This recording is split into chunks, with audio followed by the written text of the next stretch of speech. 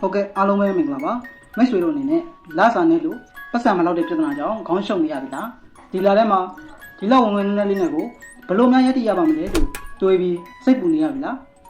ဒါဆိုရင်တော့ဒီဗီဒီယိုလေးကိုကြည့်စီချင်ပါတယ်ဒီဗီဒီယိုလေးထဲမှာကျွန်တော်တို့လစာကိုအောင်မြင်စွာထိန်းချုပ်ပြီးလစာနည်းပေမဲ့လေနောက်လာရဲ့လကုန်တဲ့အထိအစဉ်ပြေပြေနဲ့နေသွားနိုင်ဖို့အတွက်လက်တွေ့ကျတဲ့နည်းလမ်း၄ခုကိုပြောပြပေးသွားမှာဖြစ်ပါတယ်မိတ်ဆွေတို့ကိုပထမဆုံးအနေနဲ့ပြောပြမယ့်ချက်ကတော့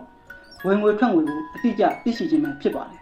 ဒီချက်ကအရန်ရေးကြည့်တဲ့ချက်လည်းဖြစ်ပါတယ်မိတ်ဆွေတို့ကတစ်လအတွင်းမဖြစ်မနေသုံးရမယ့်စရိတ်တွေကိုအရင်ဆုံးစရင်းလောက်ထားရမှာဖြစ်ပါတယ်ဥပမာအနေနဲ့ပြောရရင်အဆောင်စရိတ်တွေထမင်းစရိတ်တို့ဖုံးပေဘိုးတို့ပဲဖြစ်ပါတယ်အဲ့ဒီစရိတ်တွေကိုပေါင်းပြီးမိတ်ဆွေတို့ရတဲ့လစာတွေကနှုတ်ချလိုက်ပါတကယ်ဆိုရင်ကျန်တဲ့ပတ်စံကမှမိတ်ဆွေတို့တစ်လအတွင်းသုံးစွဲလို့ရမယ့်ငွေပမာဏပဲဖြစ်ပါတယ်ကျန်တဲ့ပတ်စံကိုသုံးစွဲတဲ့အခါမှာလေ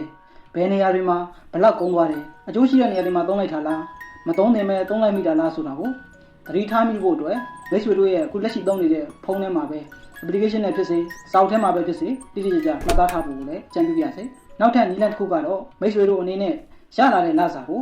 စနစ်တကျစီမံခန့်ခွဲရမယ့်နည်းလမ်းဖြစ်ပါတယ်ဒီနည်းလမ်းကို60 20 20 budget စနစ်လို့ခေါ်ပါတယ်တယောက်တစ်ထည်တွေတော်တော်ကိုအသုံးပြုတဲ့စနစ်တစ်ခုဖြစ်ပါတယ်ဒါဆိုရင်ဒီနည်းလမ်းကိုသေသေးချာချာရှင်းပြပေးမယ်နော်မိတ်ဆွေတို့ကရရှိတဲ့လစာကို60ရာခိုင်နှုန်း20ရာခိုင်နှုန်း20ရာခိုင်နှုန်းဆိုပြီးအပိုင်း၃ပိုင်းခွဲခြားလိုက်ရမှာဖြစ်ပါတယ်လစာရဲ့60ရာခိုင်နှုန်းကိုမဖြစ်မနေလိုအပ်တာတွေအတွက်သုံးပြရမှာဖြစ်ပါတယ်မဖြစ်မနေဆိုတဲ့နေရာမှာဥပမာအနေနဲ့ပြောရရင်အိမ်ငှားကတော့အဆောင်တွေကတော့စားစရိတ်တို့ဝိုင်ဘီအခါတို့ကိုပြောတာမျိုးဖြစ်ပါတယ်လစာရဲ့20ရာခိုင်နှုန်းကိုတော့မိတ်ဆွေတို့အနေနဲ့ကိုလိုချင်တာဝယ်ဖို့အတွက်ခွဲထုတ်ထားရမှာဖြစ်ပါတယ်ကိုလိုချင်တာဆိုတဲ့နေရာမှာဥပမာအနေနဲ့ပြောရရင်အေးဆိုင်ထိုင်ပြီးကိုကြိုက်တဲ့တစ်ခုခုမှာစားလိုက်တာမျိုးကော်ဖီဆိုင်ထိုင်တာမျိုးအဝယ်စားဝယ်လိုက်တာမျိုးနဲ့အခြားအကျိုးရှိမဲ့အရာတွေကိုဖြည့်ဆည်းလိုက်တာမျိုးကိုဆိုလိုပါတယ်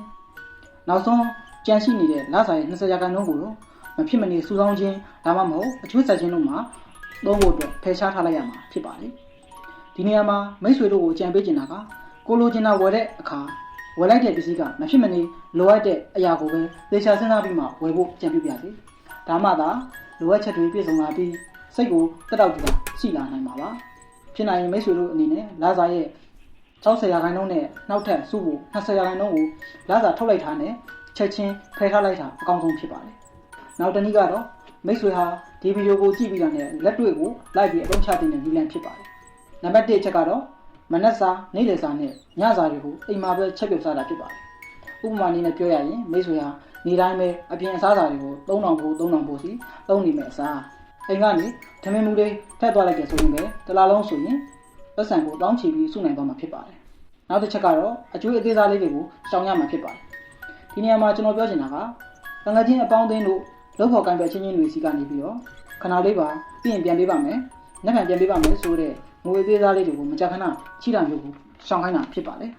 ဘာဖြစ်လို့လဲဆိုတော့ဒီလိုအကျွေးသေးစားလေးတွေတဖြည်းဖြည်းများလာရင်မိတ်ဆွေတို့ရဲ့ဘတ်ဂျက်ကိုအကြီးအကျယ်ဖျက်ဆီးနိုင်လို့ပါပဲနောက်ဆုံးနည်းလမ်းကတော့မိတ်ဆွေတို့ရဲ့လစာအပြင်တခြားတစ်ဖက်ကနေဝင်ငွေတိုးမြင့်ရေးအတွက်စဉ်းစားဖို့ဖြစ်ပါတယ်ဒါမှလည်းဒီလကိုအဆင်ပြေအောင်ဖြတ်ကျော်နိုင်အောင်သာမကနောက်လတွေအတွက်ပါဝင်ငွေအပိုရနိုင်မှာပါ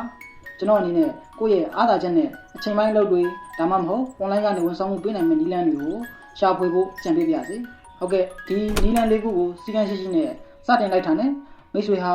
လစာနေပေမဲ့လေလကုန်တဲ့အထိစိတ်ဖိစီးမှုကင်းကင်းနဲ့နေနိုင်သွားမှာဖြစ်ပါတယ်မိတ်ဆွေဟာဘယ်နည်းလမ်းကိုအရင်စတင်ကျင့်သုံးမလဲဆိုတာ comment မှာရေးပေးခဲ့ပါဦးနော်ကျွန်တော်တို့ရဲ့ channel ကနေပညာပေးအကြံဉာဏ်ကောင်းတွေကိုထပ်မံရရှိဖို့အတွက် subscribe လုပ်ခဲ့ပေးဖို့လည်းတောင်းဆိုပါရစေအားလုံးပဲအောင်မြင်တဲ့ငွေကြေးစီမံခန့်ခွဲနိုင်သူတွေဖြစ်နိုင်ကြပါစေခင်ဗျာ